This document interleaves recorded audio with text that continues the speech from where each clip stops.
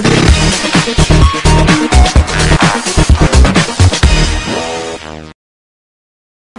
donc je suis Blaise Merlin, directeur du festival La Voix est Libre qui existe en France depuis 12 ans et qui part sur le principe en fait, de mêler des artistes qui développent des dialogues singuliers qui peuvent venir de plein d'horizons différents.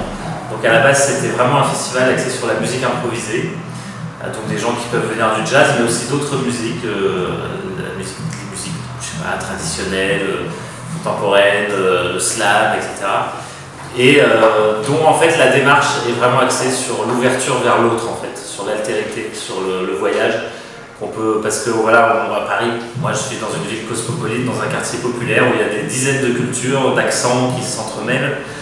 Et pour un artiste, je pense, qui est curieux, qui est ouvert d'esprit, il y a un désir, une nécessité très forte à travers la musique, qui est une histoire de transmission, qui est une histoire de rythme, de feeling, d'aller justement au contact d'autres cultures et d'une manière différente de ce qu'on appelle la standardisation, enfin de ce qu'a pu faire l'industrie du disque, qui était plutôt axée sur une sorte d'uniformisation, de tout mettre à la sauce un peu rock, occidental ou autre, mais au contraire d'inventer des langages qui sont pas préformatés, pas prévus à l'avance, d'où cette liberté absolue de l'improvisation qui prend tout son sens justement à travers ces rencontres. D'accord, et si on parle maintenant de La Voix est Libre, édition tunisienne, disons, c'est la première édition, comment elle est cette idée Et ben, en fait, à ma grande surprise, parce que les choses se sont faites naturellement justement d'une rencontre à l'autre, encore une fois sans être préconçues ou conceptualisées à l'avance, c'est vraiment La Voix est Libre, c'est une longue histoire humaine qui fait d'ailleurs que le festival qui est parti de la musique, il s'est ouvert, et de la poésie et du slam, il s'est ouvert à la danse, au cirque, tout un tas d'artistes qui ne sont pas dans des formats classiques du spectacle ou du disque, mais qui veulent essayer justement avant tout des expériences de rencontre. Et à travers ça, naturellement, on s'est mis déjà à voyager. Déjà, on voyageait un peu sur place, parce qu'à Paris, on a cette chance d'avoir accès à beaucoup de cultures. Puis un jour, on s'est dit qu'il faudrait peut-être commencer à le faire pour de bon. Et en fait, le souffle du printemps arabe, qui est pour nous d'ailleurs, c'est un symbole énorme d'être ici, puisque c'est de là que ça vient. Et puis, c'est peut-être là que ça perdure le mieux, même si c'est pas facile de sortir de plusieurs dizaines d'années de dictature et de colonisation, etc. Mais en tout cas, pour nous, voilà, La Voix est Libre. On nous a dit, mais pourquoi vous n'allez pas faire ça aujourd'hui en Tunisie, en Égypte? Et puis finalement, on s'est retrouvé au Liban. J'ai rencontré des gens qui m'ont invité là-bas pour organiser des soirées dans un festival qui s'appelle Irtijal, qui est très proche du nôtre dans l'esprit, complètement libre, hors format, avec de l'impro, des musiques inclassables, etc.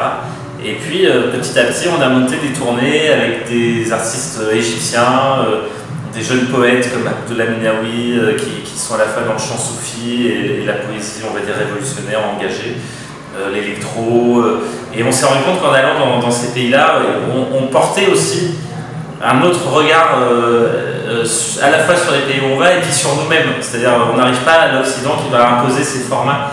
On y va vraiment pour apprendre de nous-mêmes et des autres et montrer que ce qu'on défend, c'est avant tout justement la diversité, les racines de chacun et montrer qu'on est là aussi pour défendre et pour valoriser ça. Pas juste venez chez nous, vous allez faire fortune en faisant du rock ou du rap, je sais pas quoi, parce que c'est ce qui se vend bien chez nous.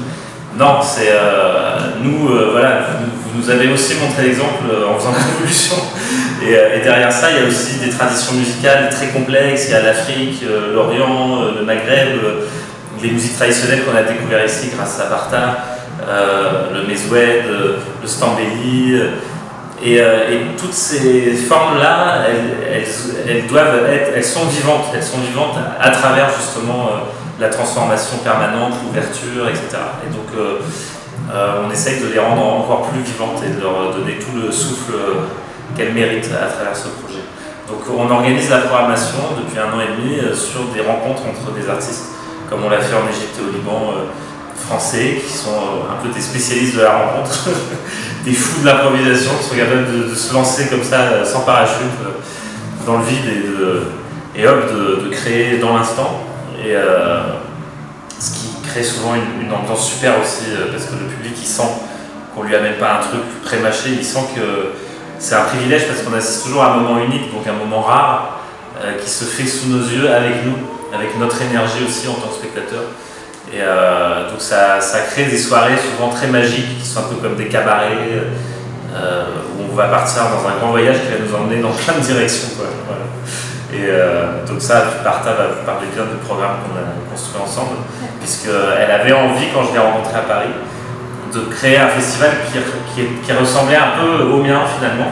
Et on s'est dit, tunissons-nous. Voilà.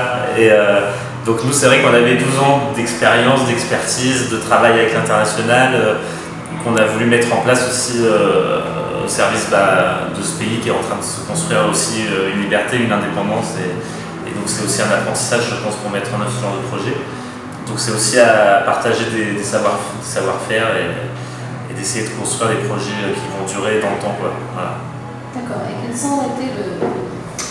quel a été le type de musique ou les types de musique qui vous ont le plus attiré quand vous étiez là pour la première fois en Tunisie pour tester, disons, Alors moi j'ai senti que c'est un pays où il y avait beaucoup de trésors cachés, quoi. C'est-à-dire que dans les festivals de musique du monde où j'ai l'habitude d'aller, on voit finalement très peu de musique proprement tunisienne.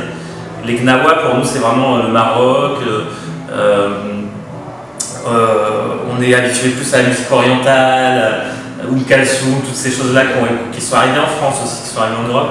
Et en fait on s'est aperçu qu'il y avait un patrimoine un peu caché, comme le mezoued par exemple, qui est une musique vraiment d'expression populaire, comme le rap, une musique des villes, qui tient aussi de la chronique sociale.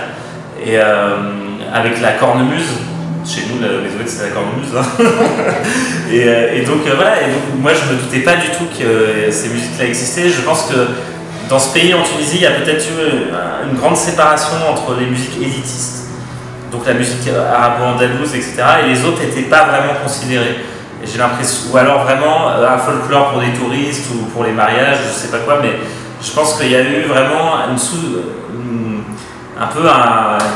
presque comme ces musiques-là ont été un peu mises à l'écart, quoi. Et je pense que c'est normal parce que dans une dictature, tout ce qui est de l'ordre de l'expression populaire, etc., on va avoir tendance à essayer que ça déborde pas, quoi, que ça reste du folklore, alors que dans le fond ça a du sens, ça raconte une histoire, celle d'un peuple, d'une société et tout.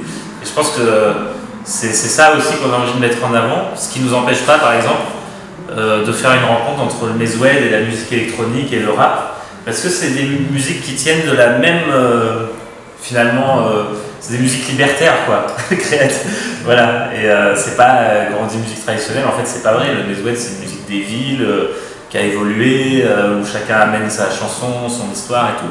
Et le stambéli, c'est le gnawa tunisien, moi je ne savais pas du tout que ça existait.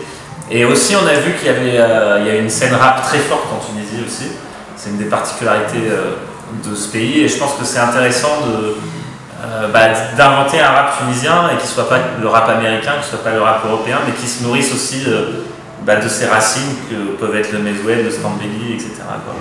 Voilà.